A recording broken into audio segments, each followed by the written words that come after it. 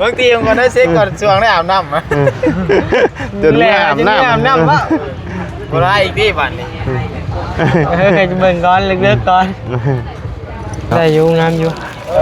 อันนี้ XXL อีกเพิ่นว่านะ XXL อีก เบอร์ L ตัวนี้ L น่าจะได้อยู่ข่อยจน ใช่อันน่ะบ่ตุ้นได้อยู่บ่เจ้า ใช่คำว่าเนื้อผ้านี่ต้องเป็นเบอร์เอ็ม เบอร์ M บ่ข่อยกับเจ้ากับพ่อๆกันละ เบอร์ยังอ่ะนะฮะ ฮะ เบอร์ยัง ตัวนี้นี่เพื่อนเบอร์ X XL XXL บ่ XXL นี่พี่น้องเอ้ย พอมันเป็นแพร่เป็นนุ่มแพร่ยืด บ่เบอร์ L ว่าตูนได้บ่ได้ถอดกระโตข่อยก็ยังสวมเลยน่ะ ลองดูซั่นน่ะจะเป็นกระโปรงจัง กด เนาะ ก่อนหน้าถูก แต่ใส่กวดเพราะค่ารอซื่อ โอ้ยใจแล้วมัน ๆตามดังเขาได้ ยากก็ได้ คือ อันนี้ น้ำวะ แล้วถ้าแขนกับจ้อนขึ้น แกนี่ก็ป อั ระ น มาณ นี้ นี้ อันนี้ บริเวณนักเลงเลยพี่น้องสไตล์มันจะชื่อ สไตล์มันใหญ่เนาะ มันตัวใหญ่มาก เช้าเสิร์ฟซ้ำบัดไปแล้วมื้อแรงสิไปเสิร์ฟซอย แล้วตอนนี้ก็ได้ ไปไหม ถ่ายคลิปก่อนแป๊บนึงถ่ายคลิปก่อน เอาถ่ายเฮ็ดตอนถ่ายนี้แล้ว เฮ็ดตอนท้ายแล้วไปได้ไหม เซลบ่ได้ ฮะ เซลบ่ได้ เป็นยัง ถ่ายคลิปอยู่ เป็นยัง เอาสิเป็นยัง ก็หยอกเด้อดัง มันบ่ได้แม่นเนาะ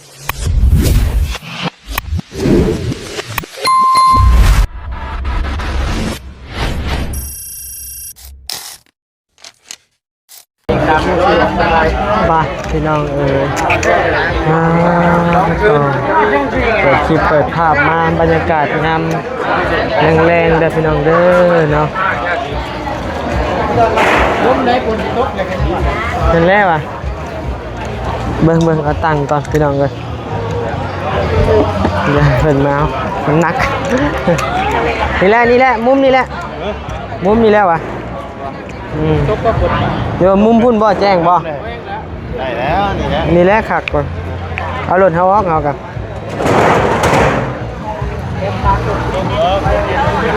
ผ้าคือเหลื่อมวะบัดนี้วะ ตกเลยไม่อยากให้ตกไป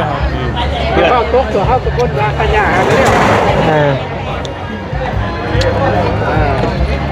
ได้มาผู้เดียวบ่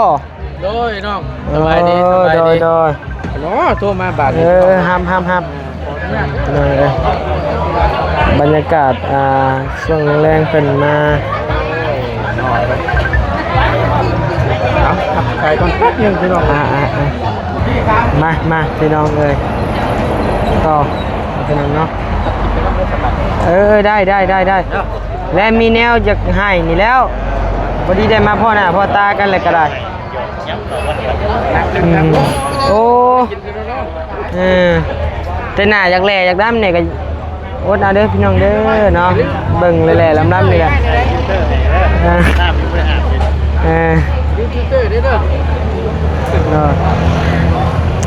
ได้อยู่แหล่กระยามันดอกคนมีผัวมีเมียมันแหละและมีแนวขาวๆให้วะพี่น้องเลยเอาเรื่องนี้ไง ขออนุญาตพี่น้องเลยตัดคลิปก่อน ยังเฮ้ย และแนวขาวๆแล้วเจ้าหมักใส่เสื้อเบอร์ยัง หมักเชื่อเบอร์ยัง หุ่นเจ้าใส่เสื้อเบอร์ยังL ก็ได้ แอลป่ะมาตุนเด้ คัน M นี่มันสิอยากฮัดเด้นี่ มา ตะกี้ M ใช่ เชื่อก็ แม่นใส่เบอร์ยัง งามด้วย จะใส่เบอร์ยังแอลเนาะ L กับ M L สิใหญ่โหดจังเนาะ XXL ตัวนี้ โอ้บ่ได้เด้อ ไฮบอรี่หรือโบเห็น คือบอดี้นี่ XL ไฮบอรี่ XXL เนาะยัง ขออนุญาตนะงามได้เลยบ่ ได้อยู่งามอยู่ อันนี้ XXL อีกเพิ่นว่านะ XXL อีก เบอร์ L ตัวนี้ L น่าจะได้อยู่ข่อยจน ใช่อันน่ะบ่ตุ้นได้อยู่บ่เจ้า ง่ายก็ว่าเนื้อป่านี่ต้องเป็นเบอร์เอ็ม เบอร์เอ็มบ่ แม่น ข่อยกับเจ้ากับพ่อๆกันละ เบอร์ยังอ่ะนะฮะ ฮะ เบอร์ยัง ตัวนี้นี่เพื่อนเบอร์ X X เหนียว XXL อ่ะ XXL นี่พี่น้องเลย เพราะมันเป็นเป็นนุ่มแพยืดนะ บ่เบอร์ L ว่าตูนได้ โอ้ นี่ หมอกับบอลลี่พูด เอาต้น L นี่พอดีนี่ บัตรเจ้าซักบัตรวาวัน บ่แพรนี่มันบ่ได้ยืดได้ ต้น นะ มันเป็น เจ้า เสื้อ สุบ กี ได้ ฬา นี่นี่ มันมีตัวใหญ่บ่เฮ้ย เรือช่องตัวใหญ่ซ้ บ่เป็นหยังเนาะบ่เป็นหยังมีแต่ว่ามันสายก็ได้ ำบอลลี่ได้นี่เนาะจังได้ เบิ่งกันนะลองกันนะหาด ลูกเย็นด้วย พอดี โคือเว้ย เอาลงพกเอาไปไว้พอดี บอลลี่หรือเอาเบอร์ XL ให้เรา บ่ XXL หรือบ่ให้เรา เนาะ เจ้าก็ไปเปลี่ยนกันเบอร์ยังเห็นเลย เอาไว้ใส่นอนด้วยเด้อไว้ใส่นอน XXL บ่ แม่น XXL เดี๋ยวตัวนี้สิไปให้บอลลี่ตัวนี้ เออ ไว้ใจนอนบ่ซั่น นอน อัน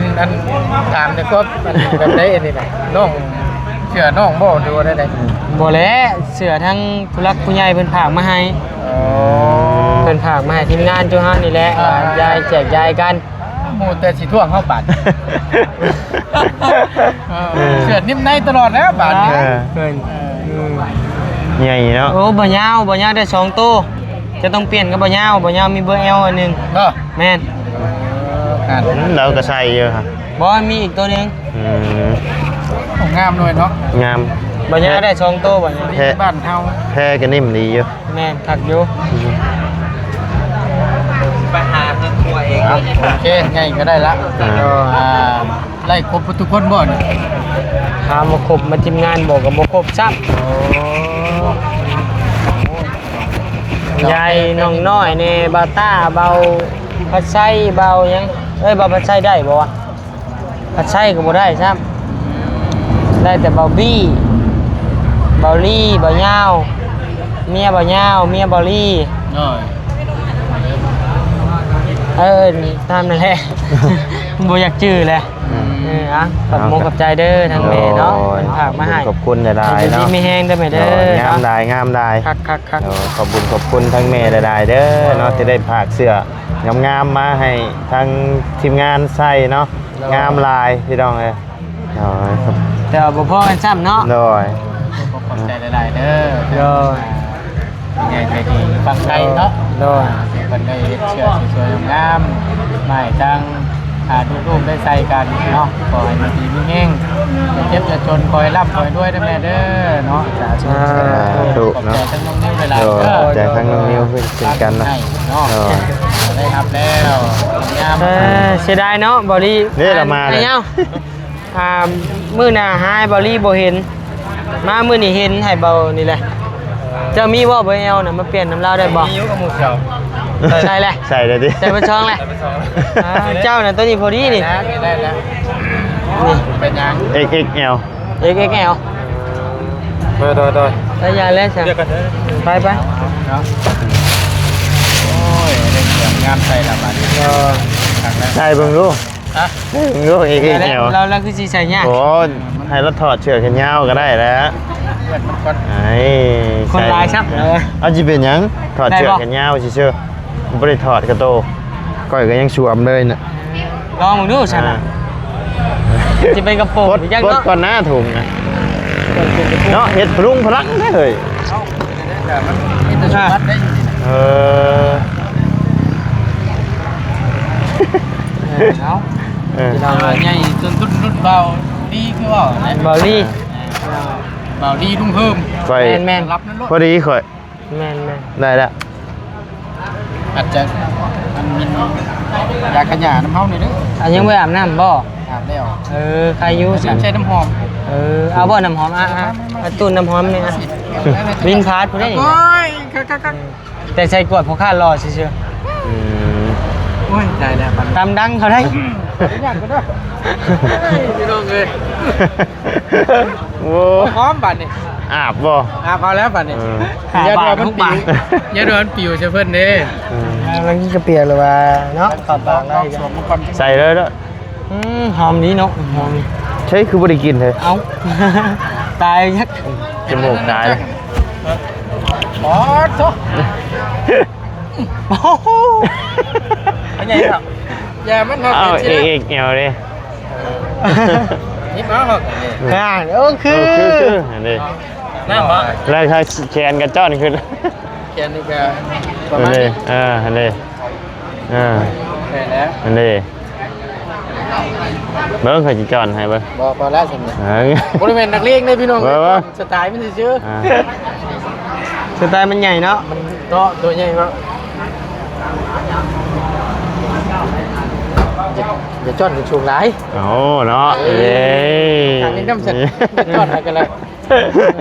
โอ้ยน้องเอ้ย จ้อนหน่อยๆพอได้เด้อ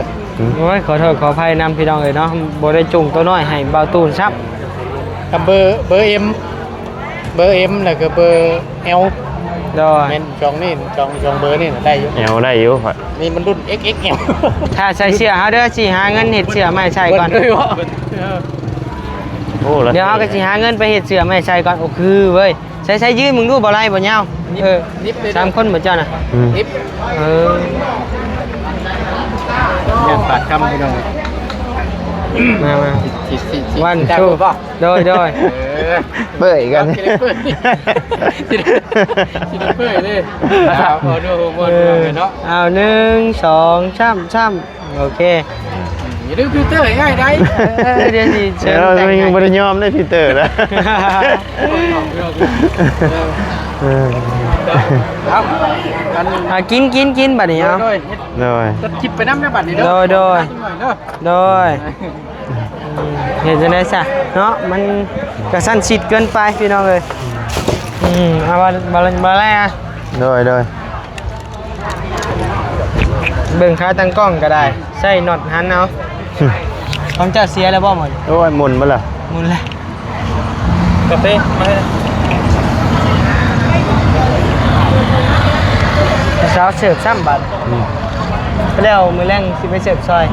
ไปตอนนี้ก็ได้ ไปไหม ถ่ายคลิปก่อนแป๊บนึงถ่ายคลิปก่อน เอาถ่ายเฮ็ดตอนถ่ายนี้แล้ว นะ เฮ็ดตอนท้ายแล้วไปได้ไหม เซลบ่ได้ ฮะ เซลบ่ได้ เป็นยัง ถ่ายคลิปอยู่ เป็นยัง เอาสิเป็นยัง ว่าหยอกเด้อพี่น้องเอ้ย มันบ่ได้แม่นเนาะเจ้ากับผู้บ่าวไผเมียบ่ให้ดอกบ่มีเมีย หน่อยครับบ่แม่นว่าอันนี้ น้องน้อยก็หรือว่าญาติน้องน้อยให้บ่ ประตูกันได้บัตร ศัตรู ศัตรู เพราะหรือว่าญาติน้องน้อยให้บ่ บ่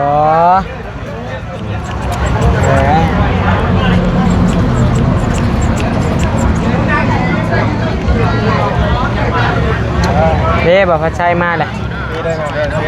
เห็นอยู่บ่เจ้า ไปยังเห็นอยู่เนาะ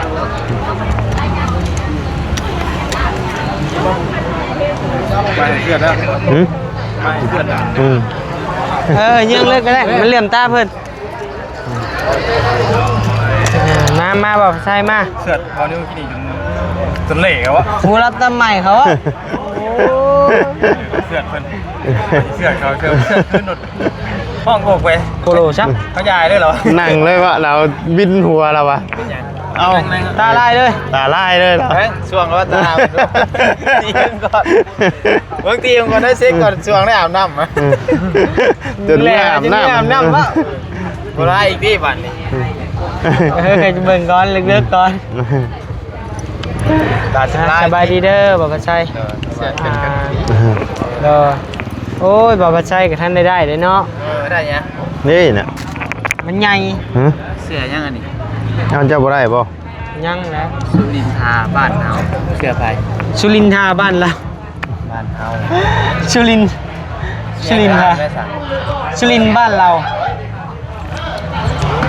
เสื้อไม้ใช่ เราเลี้ยงช้างบ่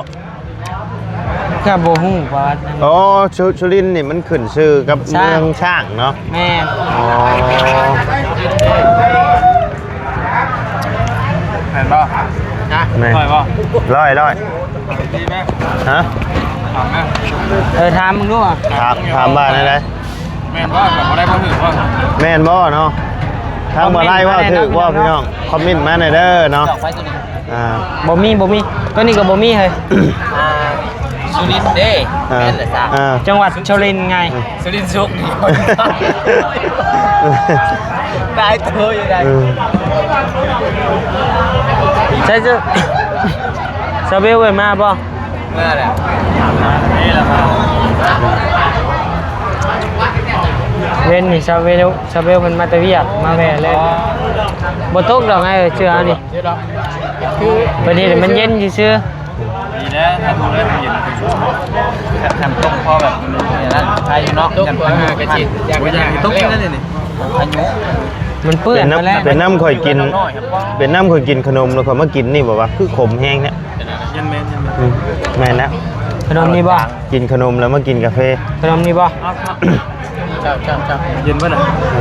ช่วยทางกินแล้วนั่นแกงงอมนั่งอยู่ รอ ต้องไปที่ไหน มื้อเช้าไปเวียกก็อยู่นี่แหละมืดมื้อบ่นิ้วก็ได้ก็บ่ไร เนาะ คือเราอะไรเมื่อเลยเวลาได้นอนถ้าเสือดคนอยู่รอได้หรอ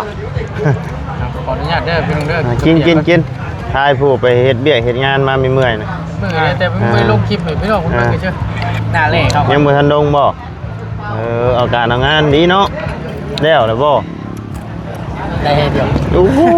ข่อยว่าแล้วข่อยชื่อเลขบ่ถูกเดี๋ยวนี้โอ้ข่อยชื่อเลขบ่ถูกเดี๋ยวนี้ ได้เดียวกันโอ้เปิดได้ แล้วอยู่บ่ ย่างเอาบ่ย่างเอาบ่ แม่คนเยอะแถมใหญ่หนึ่งเที่ยวเติมน้ำเลย แบบสไตล์เอาไปคนขาเสื้อโควิดตะกี้นะ ทางส่วนไปซอยฮักก้อนมือรู้แล้วว่าจักอ่ะเช้าแต่เช้าคุณน้องเลยนี่ยันอยากแล้วยกมือแล้วมันเก่า500อยู่โอ้ยเลยชุดเก่งมันจังตาก็พูดหาไทยฮูดนี่ไทยบ้านบ่ไทยบ้านตะกี้ไทยฮูดไว้ไทยฮูดก็เป็นจิตแต่ว่า พวกข่อยบ่ได้ถ่ายหุ้ดเลยถ่ายแล้วยอดเลย ล ข่อ อย งเลยเหรอ อันนี้เขาหวานเนา หวานนะบ่ พี่นี่ไผก็บ่อยากดำเนาะ แม่น นั่น ขอแต่ผู้อีเทิงคุมหญ้าได้ยอดนี่ก็บ่ได้แตกต่างกันปานใด อืม ปีแรกได้นี่ ปีแรกคือกันก่อนกะ บ้าน บัดนี้บ่มีเด้อพี่น้องเด้อ จะมีแต่น้ำบ่ ปกติมีแต่ดำมา ถามนึงวะ ฮะ ยาที่เจ้าเคยใช้สุดหนึ่งได้จักให้ได้จักถัง ได้หลายทางอยู่ได้ ว่า 7-8ทางพุ่นแหล้ว ว่า เอ้ามันเพิ่นมีบ่วงให้ตองอยู่เพิ่นให้ใช้อย่างละบ่วง เห็นอยู่อย่างกระบวงเห็นชัดแล้วถามมาได้จักรวมมันนั่นได้จักกระถังเลย จากแล้วเขาก็บ่ได้นับ ลืมนั่นเลยเนาะ จนลืมพุ่นแล้ว ไปเฮ็ดให้เดียวอะเลือกแมป หมดบ่ ปัด เอ้ากะท่านเจ้า